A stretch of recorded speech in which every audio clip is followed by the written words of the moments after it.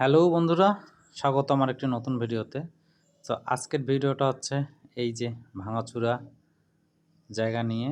তো দেখেন আমার আরে বাপরে বাপ, ডবল একটার পর একটা গাড়ি আসছে। আসলে হাইওয়েতে ওয়ান ওয়ে রাস্তা হইলে এই প্রবলেমটা ফেস করতে হয়। তো এই জায়গাটা হচ্ছে খুব ভালো একটা জায়গা ছিল, ব্যস্ততম একটা জায়গা, এখনও ব্যস্ততম আছে, অদূর ভবিষ্যতেও ব্যস্ততমই থাকবে। তো এই জায়গাটা চেনার অন্যতম উপায় হচ্ছে এই সামনের টাওয়ারটা।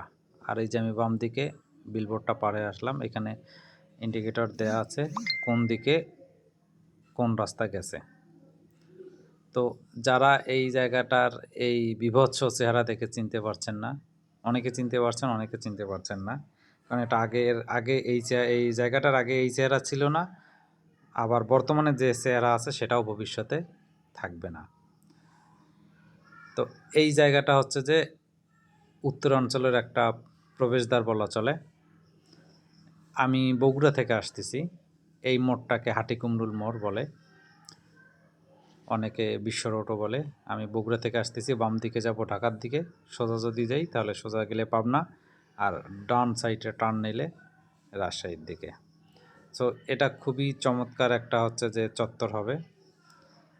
যতদিন হয় নাই ততদিন এরকম ভাঙাচুরা আছে, কারণ প্রতিটি জিনিসের পিছনে, প্রতিটি নতুনত্বের পিছনে অনেক কর্মযোগ্য, অনেক ভাঙাচুরা, অনেক পরিশ্রম, অনেক ইতিহাস জড়িত থাকে।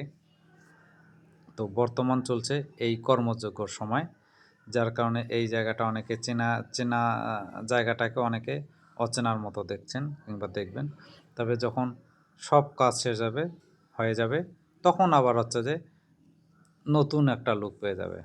তো নতুন লুকের অপেক্ষায় আমরা আছি, নতুন লুকের অপেক্ষায় থাকবো, কারণ এই মোড়টা হচ্ছে যে চরম ব্যস্ততম একটা মোড়।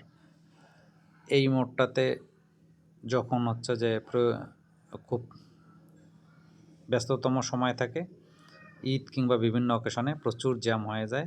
সো এই কাজগুলো হয়ে গেলে আমরা এক সম্পূর্ণ নতুনত্ব পাবো এবং জ্যামমুক্ত একটা মোড় পাবো।